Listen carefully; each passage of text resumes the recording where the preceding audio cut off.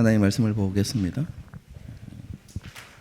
하나님께서 오늘 우리에게 주시는 말씀은 창세기 23장 1절에서 20절까지 말씀입니다.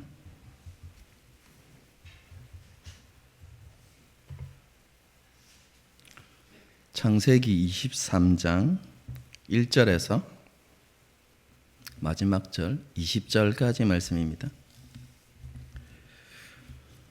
한 절씩 교독하시겠습니다. 제가 먼저 읽습니다. 사라가 127세를 살았으니 이것이 곧 사라가 누린 햇수라.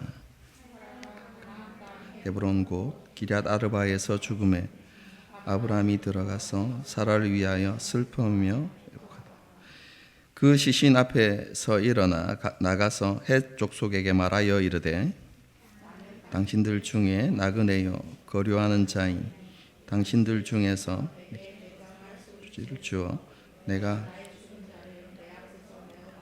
장사하게 하시고 헷 족속이 아브라함에게 대답하여 이르되 내 주여 들으소서 당신은 우리 가운데 있는 하나님이 세우신 지도자이시니 우리 묘실 중에서 좋은 것을 택하여 당신의 죽은 자를 장사하소서.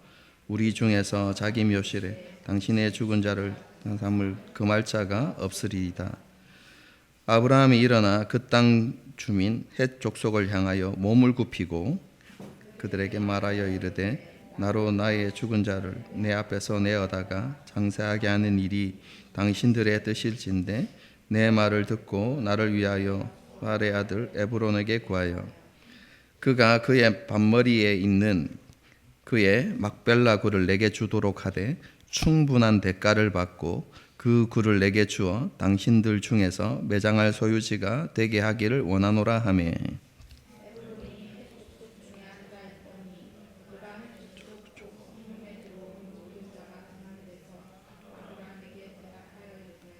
내 주여 그리 마시고 내 말을 들으소서.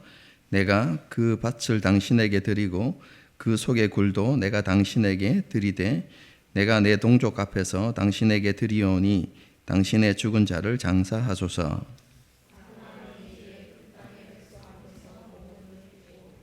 그 땅의 백성이 듣는 데서 에브론에게 말하여 이르되 당신이 합당히 여기면 청하건대 내 말을 들으시오. 내가 그 밭값을 당신에게 주리니 당신은 내게서 받으시오. 내가 나의 죽은 자를 거기 장사하겠노라. 내 주여 내 말을 들으소서. 땅값은 은 400세겔이나 그것이 나와 당신 사이에 무슨 문제가 되리이까? 당신의 죽은 자를 장사하소서.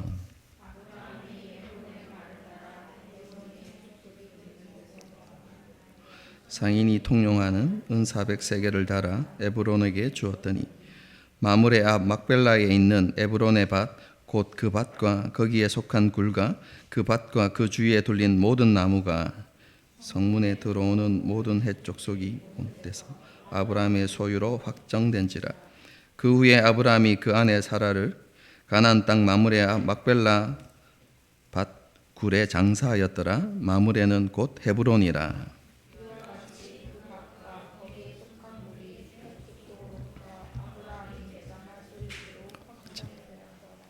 아멘. 브엘세바 사건 이후에 아브라함은 변함없이 제단을 쌓고 하나님의 이름을 부르는 삶을 살았다라고 제가 말씀을 드렸습니다. 그리고 10년이 넘는 세월이 흘렀을 때 하나님께서 아브라함을 찾아오셔서 그를 시험하셨죠. 사랑하는 독자 이삭을 번제로 드리라 라고 그렇게 말씀하셨습니다.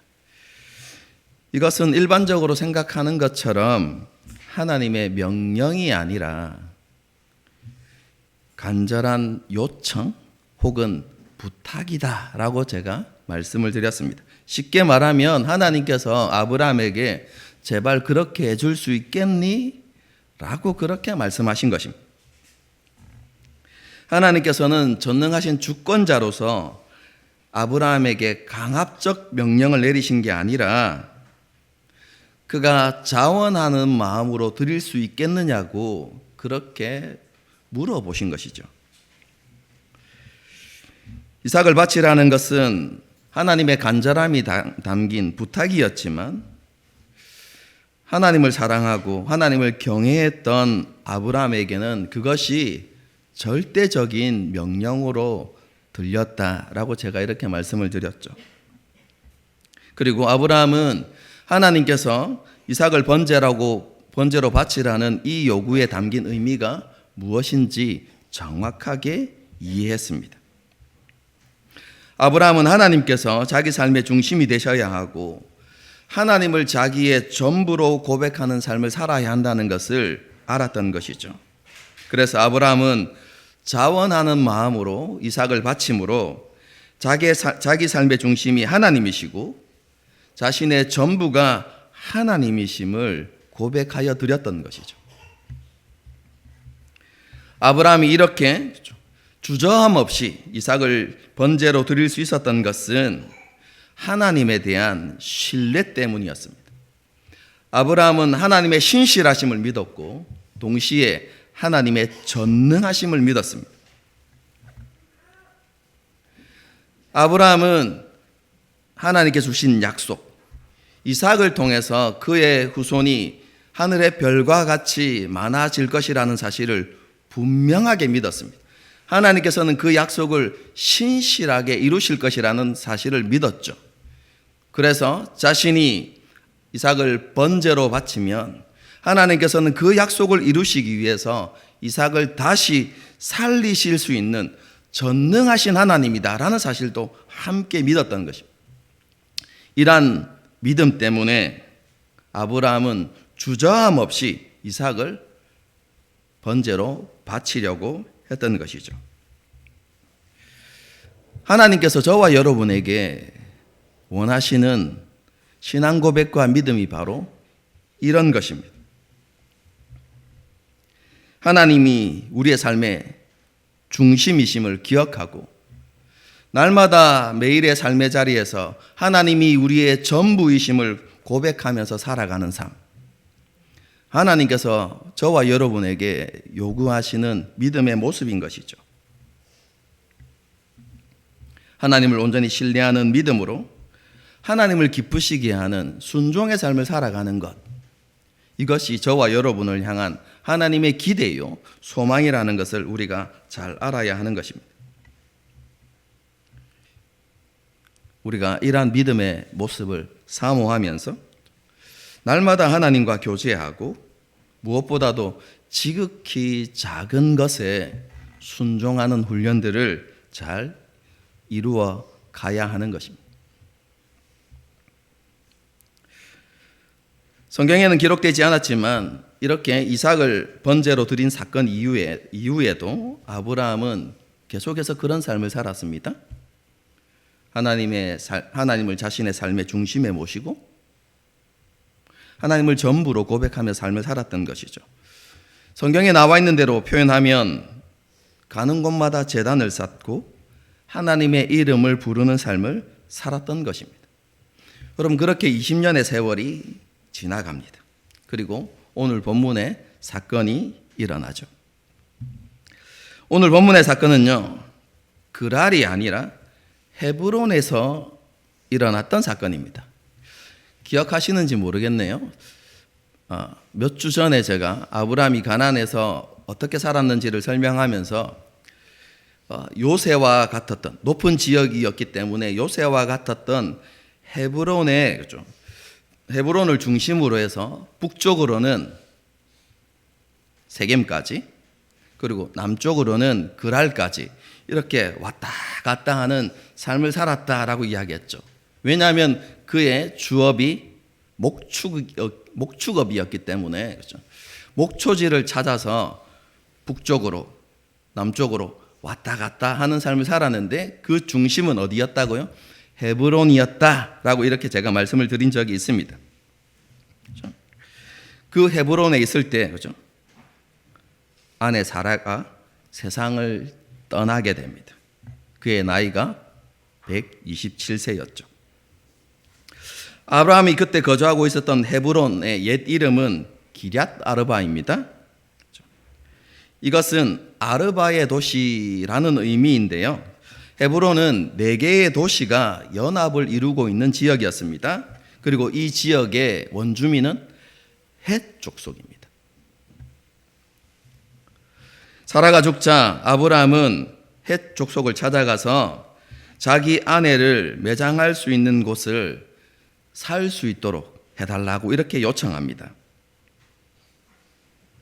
왜냐하면 아브라함은요, 원주민이 아니죠. 이방인이었습니다. 나그네였고 그 땅에 잠시 거류하는 객이었던 것이죠. 그렇기 때문에 여러분, 그 지역의 땅을 구매하기 위해서는 그냥 당사자와만 이렇게 거래해서 되는 게 아니라 그곳에 거하고 있는 모든 족속들, 그 족속들의 모든 사람들의 동의를 얻어야만 여러분 그 땅을 구매할 수 있었습니다. 여러분, 그래서 헷 족속을 찾아가서 그 사람들에게 매장지를 살 수 있게 해주십시오, 허락해 주십시오 라고 이렇게 이야기하는 것입니다. 그때 헷 족속이 이렇게 대답하죠. 6절의 말씀입니다. 내 주여, 여기서 주여라는 단어가 나오는데요, 이것은 우리가 하나님을 향하여서 주님 할 때 사용하는 그런 신앙 고백이 아니라 상대방을 존중해서 부르는 호칭입니다. 그래서 아브라함도 나중에 땅을 파는 에브론을 향하여서 내 주여 이렇게 표현하거든요. 상대방을 높이는 존칭이다 이렇게 이해하시면 됩니다. 내 주여 들으소서. 당신은 우리 가운데 있는 하나님이 세우신 지도자이시니 우리 묘실 중에서 좋은 것을 택하여 당신의 죽은 자를 장사하소서. 우리 중에서 자기 묘실에 당신의 죽은 자 장사함을 금할 자가 없으리이다. 헷 족속 역시 아브라함에게 있었던 그 여러 가지 일들과 사건을 여러분 잘 알고 있었던 것 같습니다. 우리가 이전에 있었던 사건을 떠올려 보면 아비멜렉이 아브라함의 삶을 지켜보면서 정말로 이 사람은 하나님의 대리자다, 하나님께서 함께 하시는 사람이다 라고 그렇게 확신을 하게 됐죠. 헷 족속도 마찬가지였던 것 같습니다. 아브라함의 삶을 돌아보면서 하나님께서 그와 함께 계시고 하나님께서 그를 존귀한 자로 세우셨다라는 것을 헷 족속이 알았던 것입니다. 그래서 어쨌든 아비멜렉처럼 헷 족속도 이 아브라함과 좋은 관계를 맺는 것이 그들에게 유익한 것이다 라는 결론을 내리고 있었던 것이죠. 그래서 아브라함이 찾아와서 매장지를 구매하고 싶다라고 이렇게 이야기할 때 헷 족속이 이렇게 대답합니다. 굳이 살 필요 없습니다.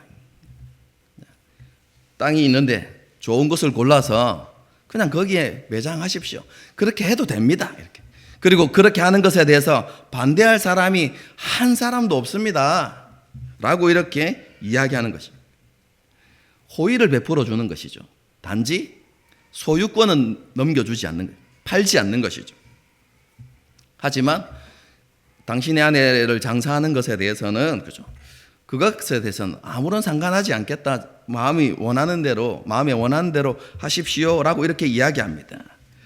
그러자 아브라함이 뭐라고 이야기합니까? 이미 자신이 매장지로 점 찍어 놓았던 막벨라 굴을 지정하면서 제가 그것을 충분한 대가를 주고 사고 싶다 이렇게 이야기합니다. 그러자 막벨라 굴과 그 밭이라고 되어 있는데요, 밭이 아니고 들판입니다. 굴이 있는 들판, 굴과 들판의 주인이었던 에브론이 일어나서 이렇게 이야기하죠. 11절을 보겠습니다. 내 주여 그리 마시고 내 말을 들으소서. 내가 그 밭을 당신에게 드리고 그 속의 굴도 내가 당신에게 드리되 내가 내 동족 앞에서 당신에게 드리오니 당신의 죽은 자를 장사하소서. 아브라함은 매장지로 막벨라 굴만 지정했는데 에브론은 굴과 함께 주변에 있는 들판까지 주겠다라고 이렇게 말하죠. 여러분 어떻게 느껴지십니까? 에브론과 이 아브라함이 정말로 좋은 관계고 찐친이었구나, 뭐 이런 생각을 하게 되죠, 그죠? 여러분, 그런데 실제로는 그런 게 아니라 이것은 살려면 막벨라 굴만 아니라 주변에 있는 들판까지 다 사라라고 이렇게 요구하는 것입니다.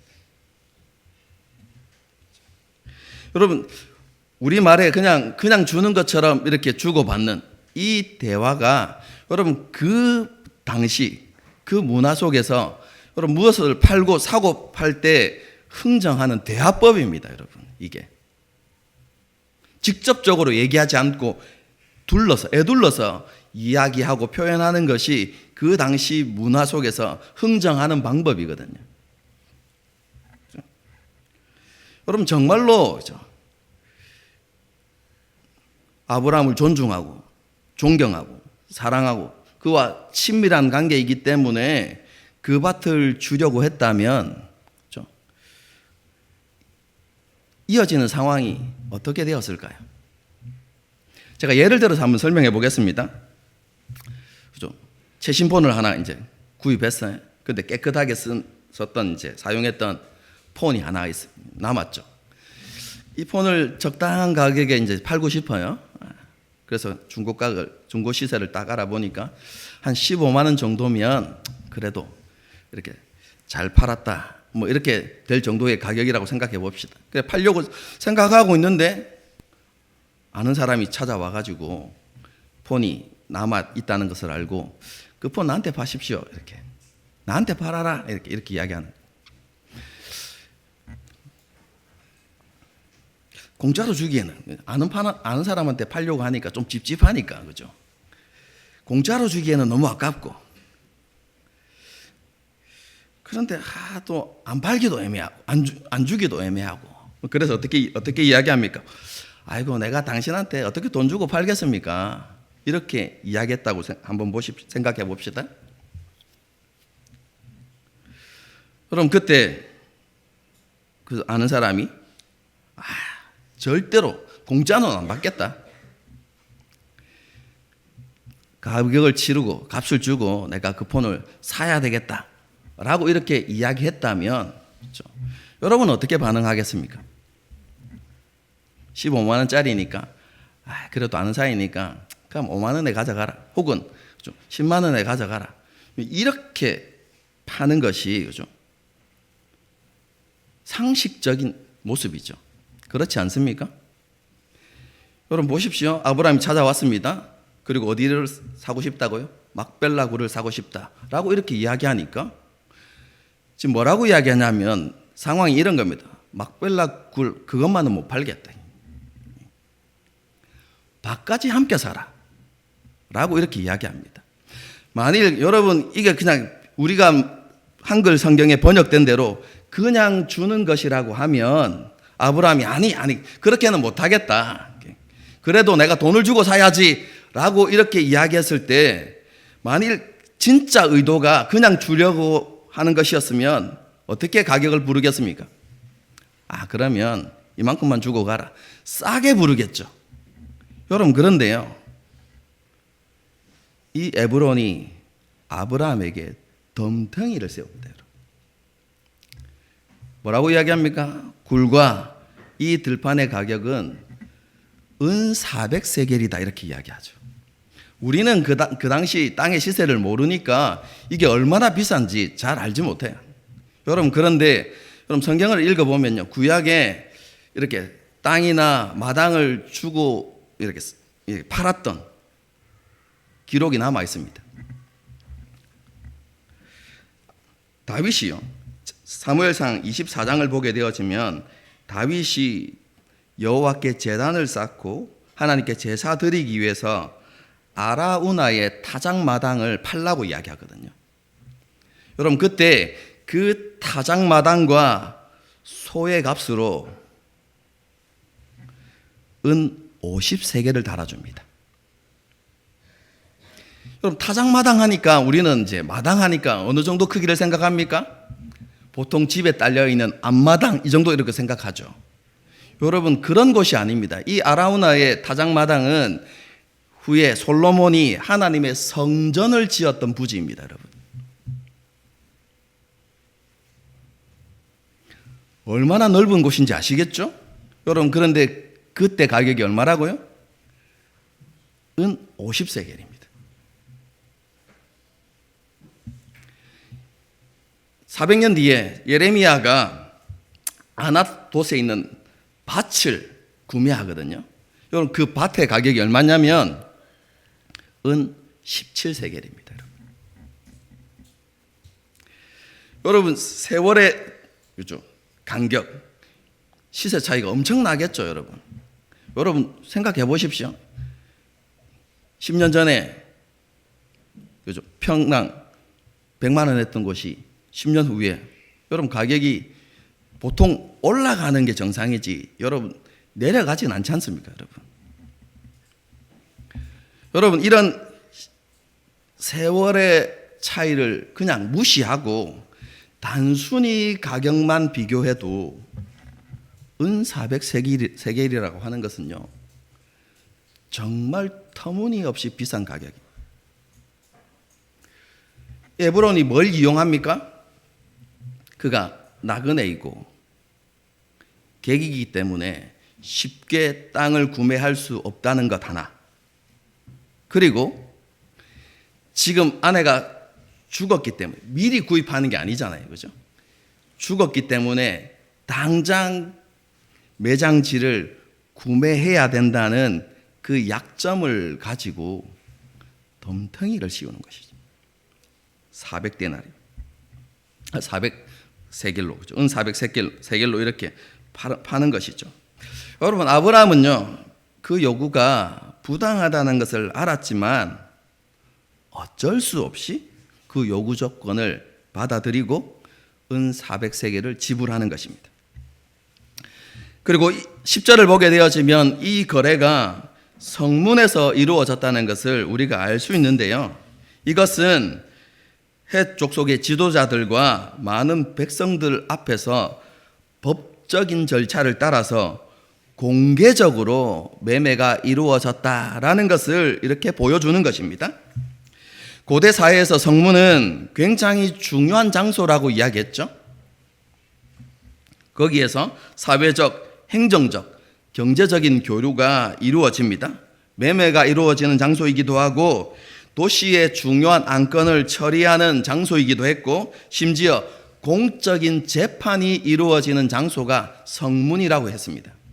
그럼 그런 성문에서 아브라함이 계약을 맺었다라는 것은 합법적인 절차를 따라서 굴과 그 들판을 사서 자신의 소유로 확정지었다라는 의미입니다.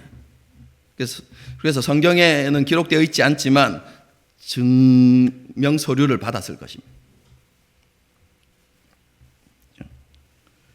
그것을 말하는 게 18절 말씀이죠.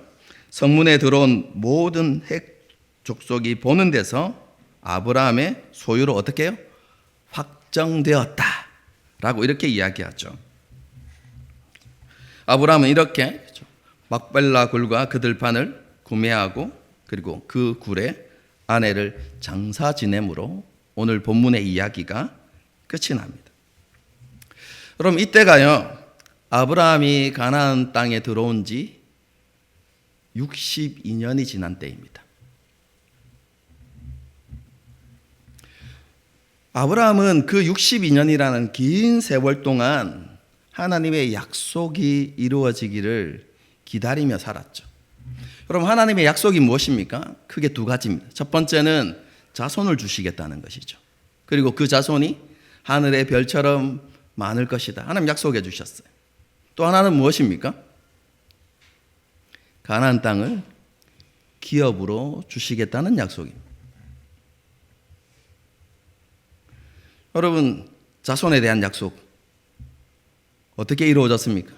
내 자손이 하늘의 별처럼 많을 것이다 라고 말씀하셨지만 아브라함과 사라 이 사이에 딸랑 한 사람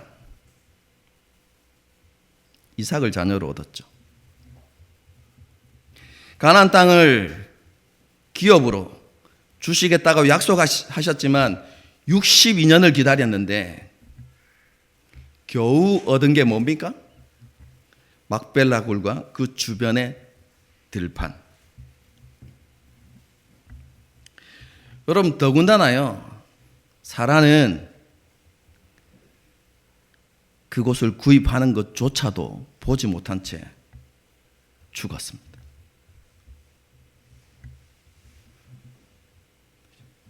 여러분, 그런데요, 오늘 본문을 여러분 조금 자세히 읽어보면 그 매장지가 아브라함의 소유가 되었다라는 것을 지나칠 만큼 강조합니다. 여러분, 23장 전체를 다시 한번 읽어보십시오. 단 2절을 제외하고는 모든 내용이 그 땅을 구매하는 내용입니다.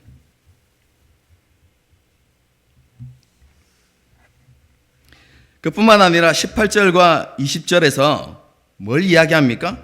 그 땅이 아브라함의 소유가 되었더라. 반복해서 기록하고 있죠. 여러분, 제가 말씀드린 적이 있습니다. 성경에서 반복하는 것은 어떤 의미라고요? 강조의 의미라고 말씀을 드렸죠. 막벨라 굴과 그 들판이 아브라함의 소유로 확정되었다라는 것을 굉장히 강조하는 것입니다. 왜냐하면 그것에 너무나 큰 의미가 있기 때문에 그렇습니다. 그럼 그 의미가 무엇이겠습니까?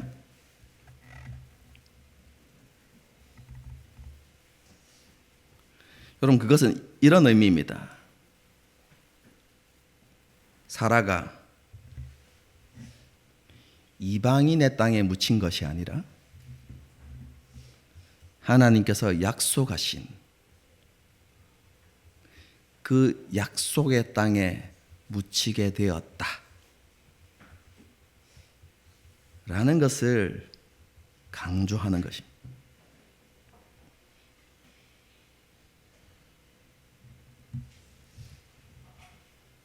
여러분, 아브라함이 터무니없는 그런 값비싼 대가를 치르고 여러분, 그곳을 산 이유가 무엇입니까? 아브라함에게는 분명한 확신이 있었습니다. 그게 무엇입니까?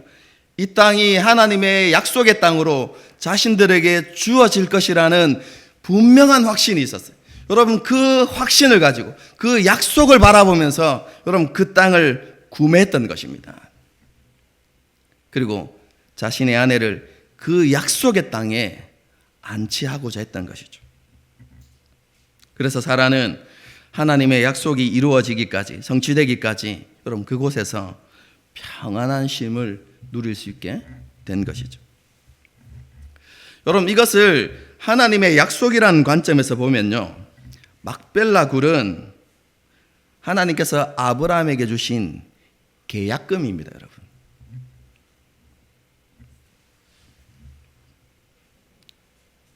그러면 나머지 땅은 언제 주십니까? 하나님께서 정하신 때에,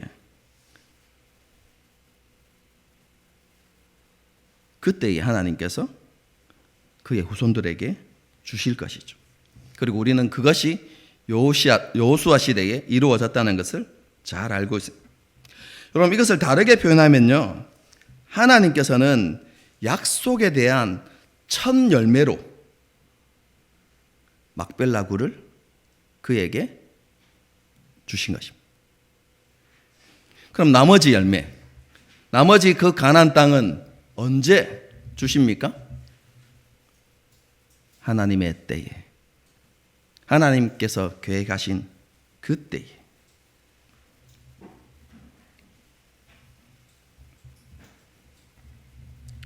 여러분, 아브라함에게 있어서요, 그리고 그의 후손들에게 있어서 이 막벨라 굴은 하나님의 약속의 성취를 바라보게 만드는 증거였습니다, 여러분.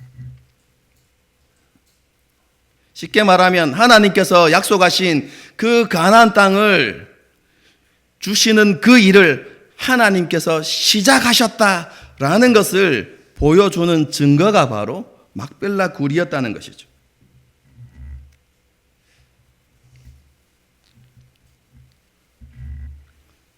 아브라함도 그 약속을 바라보면서 그 막벨라 굴에 장사되어지고, 이삭과 리브가와 레아와 야곱도 그러한 약속을 바라보면서 그 막벨라 굴에 장사되죠.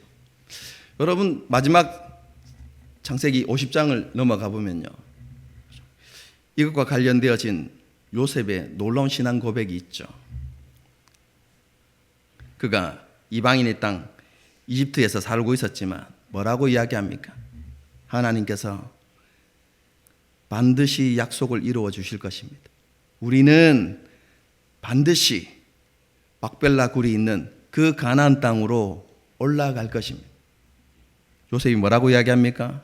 그때 나의 뼈를 이곳에 두지 말고 내 뼈를 들고 올라가서 그곳에 나를 장사시켜 주십시오. 후손들에게 그렇게 이야기하죠. 다시 말씀드리지만 막벨라 굴은요, 하나님의 약속을 바라보게 만드는 계약금이었고, 혹은 약속에 대한 첫 열매였다는 것이죠. 하나님께서 아브라함과 그의 후손들에게 약속을 이루시기 시작하셨다는 증거로 막벨라 굴, 무덤을 주셨던 것처럼 초대교회와 그 위에 모든 성도들, 그리고 우리에게까지 하나님께서 우리에게 주신 약속을 이루시고 계시다라는 증거로 우리에게도 뭘 주신 줄 아십니까? 무덤을 주셨습니다. 그 무덤이 무엇입니까? 모든 성도들이 잠들어 있는 그 무덤이 아니라 주님께서 부활하신 그 빈 무덤입니다.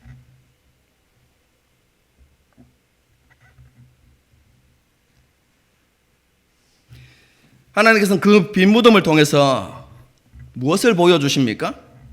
하나님께서 우리에게 주신 약속을 이루시는 일을 하나님께서 이미 시작하셨다라는 것을 우리에게 보여주고 있는 것입니다. 하나님께서 우리에게 약속하신 그 약속이 그렇죠? 이루시겠다는 그 약속이 무엇입니까? 여러분, 그것은 완성된 하나님의 나라입니다. 이 땅의 삶을 한번 생각해 보십시다. 지혜자들은 이 땅의 삶을 뭐라고 표현합니까?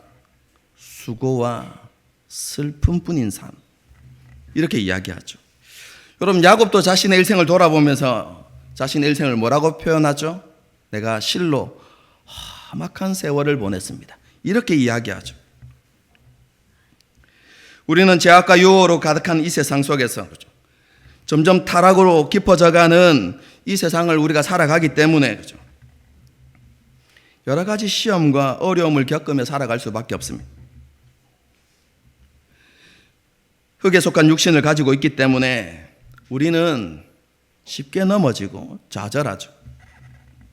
여러분, 우리가 모르기 때문이 아닙니다. 우리는 하나님의 영광스러운 약속을 알고 있습니다. 뿐만 아니라 우리는 하나님의 말씀을 통해서 우리가 이 땅에서 어떤 삶을 살아가야 하는지 분명히 알고 있습니다. 여러분, 그럼에도 불구하고 우리는 어떻게 해요? 죄와 유혹에 너무나 쉽게 넘어지죠. 여러분, 그렇기 때문에 우리 속사람은 이렇게 생각합니다. 언제 내가 이 육신의 장막을 벗어날 수 있을까? 어떻게 하면 내가 하나님을 기쁘시게 하는 삶을 살아갈 수 있을까? 여러분, 그런 생각 가운데서 살아가죠.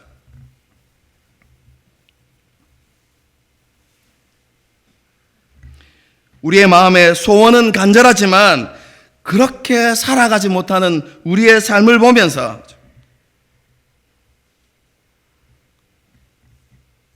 우리는 이런 고민들을 합니다. 정말로 내가 온전히 변화될 수 있을까? 내가 정말로 성숙한 믿음의 사람이 될 수 있을까?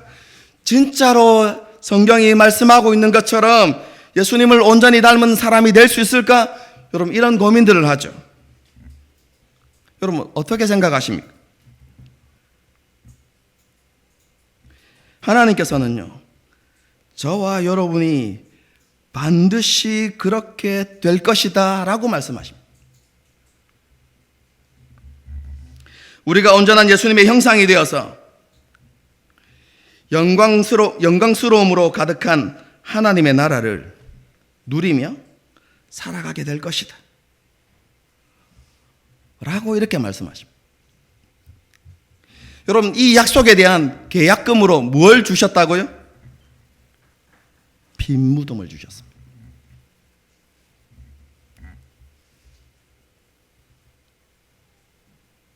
약속에 대한 첫 열매로 빈 무덤을 주셨습니다. 다르게 표현하면 우리에게 주신 하나님의 열매는, 첫 열매는 예수님의 부활입니다. 여러분, 이것을 고린도전서 15장에서 이렇게 이야기합니다. 말씀을 잘 들어보십시오. 제가 이해하기 쉽게 풀어서 여러분에게 설명을 드리도록 하겠습니다. 죽음이 한 사람을 통해서 온 것처럼 부활도 한 사람을 통해서 옵니다. 아담의 범죄와 타락으로 모든 사람이 죽은 것처럼 예수님 안에서 모든 사람이 생명을 얻게 될 것입니다. 하지만 순서가 있습니다. 먼저는 첫 열매이신 그리스도이고, 그 다음은 그리스도께 속한 사람들입니다. 여러분, 비밀을 알려드리겠습니다.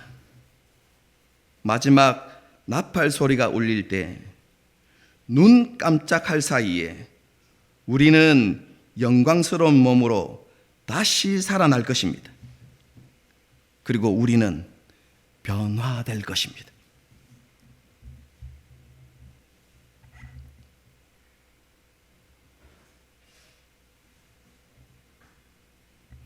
여러분, 이것이 우리에게 주신 하나님의 약속입니다. 여러분, 우리가 그렇게 변화될 것을 무엇을 통해서 압니까? 첫 열매이신 예수님의 부활을 통해서 알게 된다는 것입니다. 여러분, 막벨라 굴과 똑같은 의미입니다. 아브라함과 이삭과 야곱은 하나님께서 어떻게 그 땅을 자신들에게 주실 것이라고 확신했습니까? 여러분, 그 약속에 대한 증거가 무엇이었습니까? 막벨라 굴이었습니다. 그리고 그 굴이 증거가 되어서 하나님의 때에 가나안 땅을 하나님께서 약속으로 주셨던 것처럼 우리의 변화와 우리의 영적인 성장도 그렇게 될 것이라는 의미입니다. 우리가 변화되어지고 우리가 영광스러운 예수님의 형상을 덧입게 될 것을 보증해 주는 것이 무엇입니까? 그것을 증거해 주는 것이 무엇입니까? 바로 예수님의 부활이라는 것입니다. 예수님이 부활하셔서 하늘의 보좌에 앉으신 것처럼 때가 되어지면, 그 때가 물론 그죠, 하나님 예수님께서 재림하셔서 나팔이 울려질 그때이긴 하지만 그때가 되어지면 우리도 똑같이 주님과 같이 변화될 것입니다. 눈 깜짝할 사이에 우리는 영광스러운 몸을 다시 입게 될 것입니다 라고 이렇게 이야기하는 것이죠. 그럼 성도 여러분, 이것은 우리에게 흔들리지 않는 약속입니다. 반드시 성취되는 약속을 하나님께서 우리에게 주신 것입니다. 여러분, 우리는 변화될 것입니다. 우리는 예수님을 닮은 존재가 될 것입니다. 그리고 우리는 더 이상 시험과 유혹과 아픔과 눈물과 고통과 죽음이 없는 영광만으로 가득한 하나님의 나라에 들어가게 될 것이고, 그리고 우리의 전부이시며 우리의 유일한 사랑이신 주님과 교제하면서 영원토록 즐거워하며 하나님의 나라를 함께 살아가게 될 것입니다. 여러분, 이것은 우리에게 반드시 이루어질 일입니다. 여러분, 이러한 약속을 받은 우리가 이 세상에서 어떤 삶을 살아가야 하겠습니까? 여러분, 사도 바울은요, 고린도전서 15장 마지막 절에서 이렇게 이야기합니다. 사랑하는 성도 여러분, 굳게 서서 흔들리지 말고 항상 주님의 일을 위해 자신을 들이십시오. 주님을 위해 일한 여러분의 수고는 결코 헛되지 않는 것임을 기억하시기 바랍니다.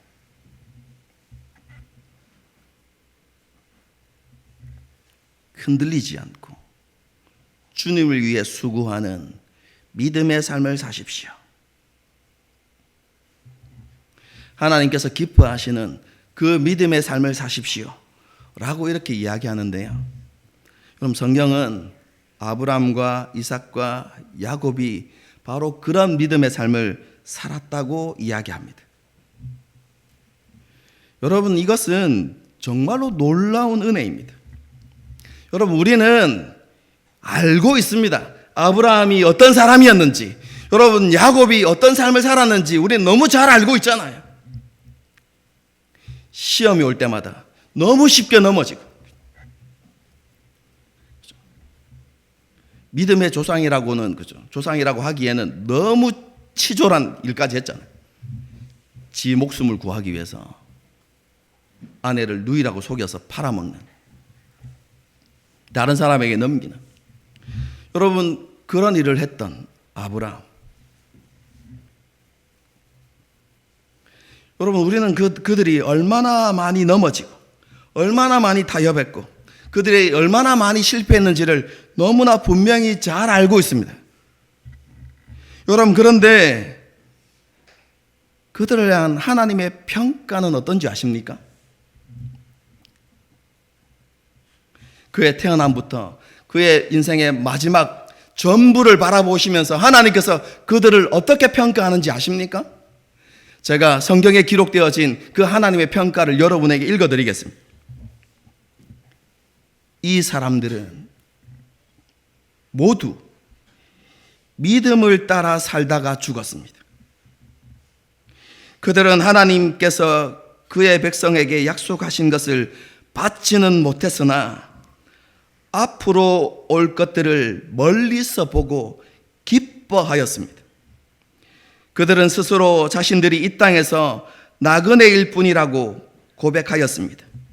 그들은 더 나은 고향을 기다리고 있었는데 그것은 바로 하늘에 있는 고향이었습니다.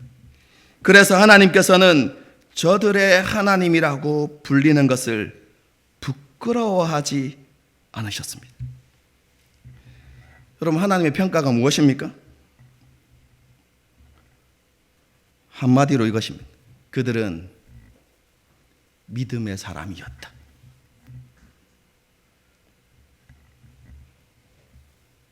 그리고 하나님이 이렇게 이어서 말씀하시죠.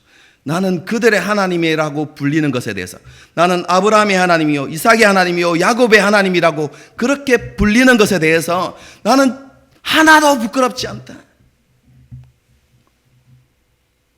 여러분, 이것이 그들에게 내리시는 하나님의 평가입니다. 여러분, 그들이 완벽한 사람이었기 때문이 아닙니다. 그들이 흠이 없는 삶을 살았기 때문이 아닙니다. 여러분, 그들은 우리와 똑같은 연약한 사람들이었습니다.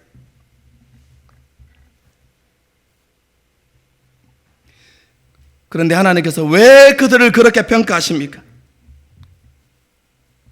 이유는요, 그들이 실패하고 넘어지기도 했지만 그들이 한 가지 놓지 않는 것이 있었습니다. 그것은 약속을 바라보는 믿음이었습니다.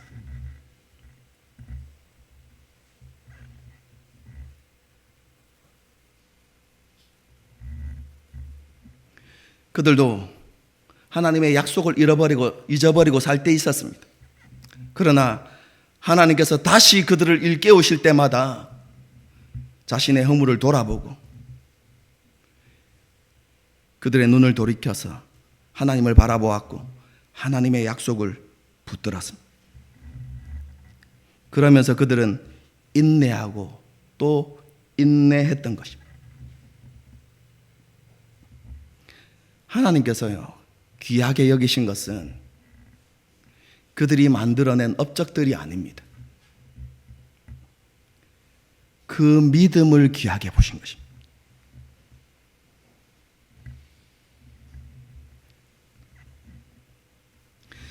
저와 여러분이 걸어가야 하는 믿음의 길이 바로 그것입니다. 우리가 완벽한 삶을 살아야 한다는 게 아닙니다, 여러분. 흠이 없는 삶을 살아야 한다는 것이 아닙니다.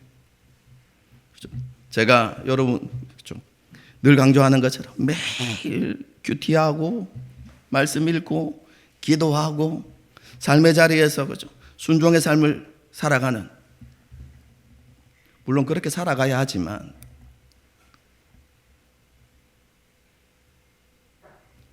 그렇게 살아야만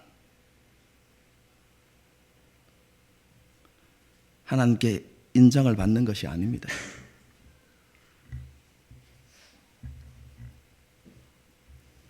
우리도 똑같이 아브라함처럼, 이삭처럼, 야곱처럼 넘어지고 실패할 수 있습니다. 아니, 더 많이 넘어지고 실패하는 우리들입니다. 그럼에도 불구하고 우리가 하나만을 놓지 않는다면 그것이 무엇입니까? 하나님께서 우리에게 주신 그 약속, 그 약속을 우리의 심령에 품고 넘어지면 다시 일어나고, 잊어버렸다가 하나님께서 은혜를 주시면 다시 그것을 떠올리고, 여러분 그렇게 믿음을 따라서 인내하며 살아가면 되는 것입니다.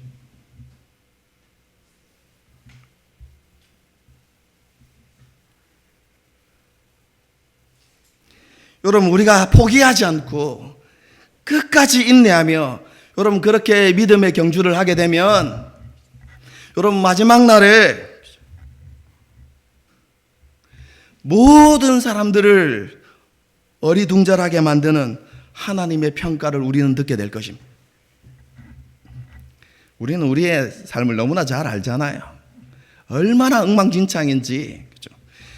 다른 사람들은 우리의 속마음이 어떤지 잘 모르지만 우리 자신은 너무나 잘 알지 않습니까? 입술로는 믿음을 고백하는 것 같지만 우리 속에는 여전히 탐욕이 있고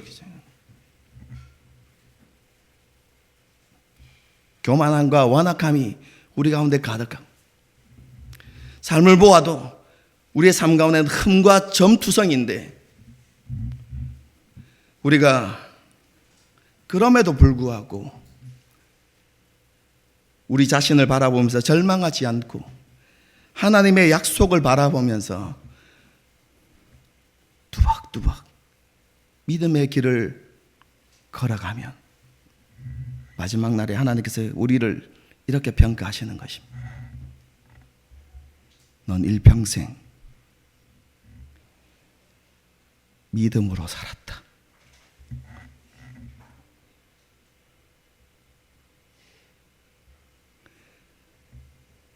정말로 여러분, 그 하나님의 평가를 듣기에 우리는 정말로 당황스럽고 황송할 겁니다, 여러분.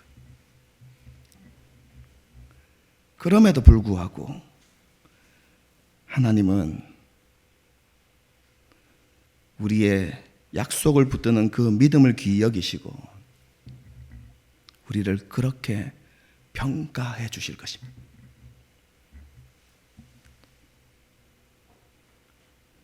믿음으로 산 너의 하나님이라고 불리는 것에 대해서 난 한 번도 부끄러워한 적이 없다.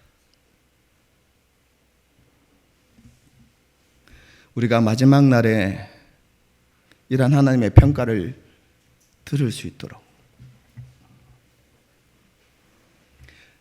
다시 일어서서 믿음의 길을 걸어갈 수 있었으면 좋겠습니다.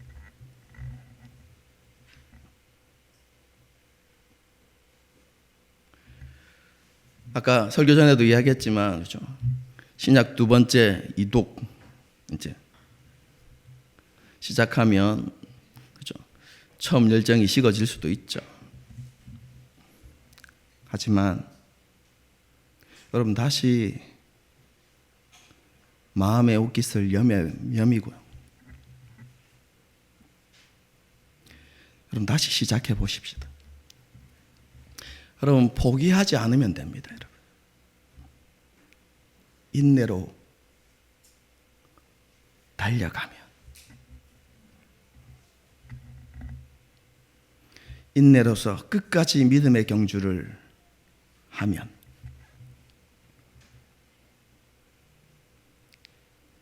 하나님께서 그 믿음을 귀하게 여기시고 우리를 기쁨으로 영접해 주시는 그 은혜를 우리가 누리게 될 것입니다.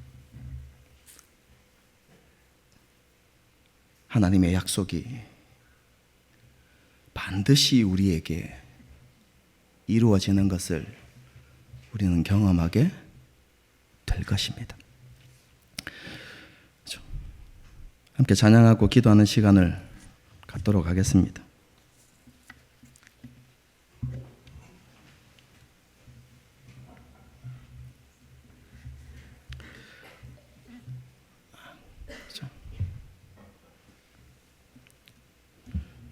저는 어제 이 설교를 준비하면서요, 그림을 그려왔어요.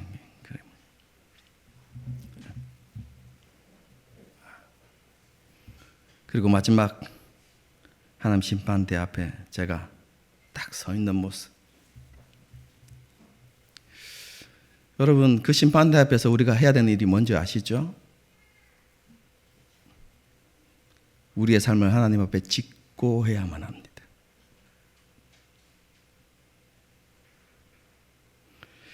여러분, 우리의 삶을 직고할 때 어떤 모습이 더 많을까요?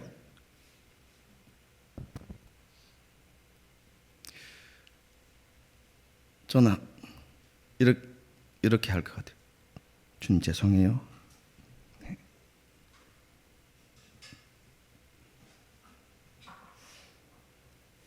목사로서 더 많은 것을 알게 하셨고 더 많은 은혜를 주셨는데 평신도보다 못한 삶을 살았네요. 주님께서 내게 주신 사명이 있는데 하는 척은 했지만 제대로 못했어요. 하나님 죄송해요. 그렇게 하나님 앞에 내 인생을 고백하는데 하나님 이렇게 말씀하시는, 뭐라노? 잘했다. 잘 살았다. 일평생 넌 믿음으로 살았어.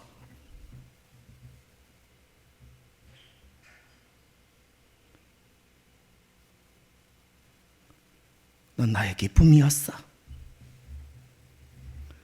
내가 너희 하나님이라고 불리는 것에 대해서 난 한 번도 부끄러워하지 않았어. 넌 약속을 붙들었잖아. 그리고 포기하지 않고 끝까지 인내했잖아.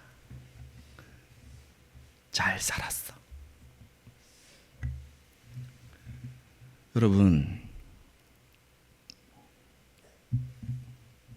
우리가 포기하지 않고 우리 교회가 지금 목표라고 하고 있는 그 믿음을 향하여서 우리가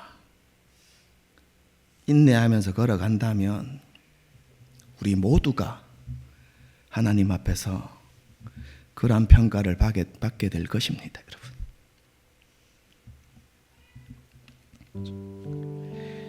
하나님 그 약속을 바라보면서 그때를 바라보면서 하나님 나를 바라보고 그렇게 살겠습니다. 여러분, 찬양을 통해서 그렇게 고백하고 하나님 앞에 기도하는 시간을 갖도록 하겠습니다. 함께 찬양하시겠습니다.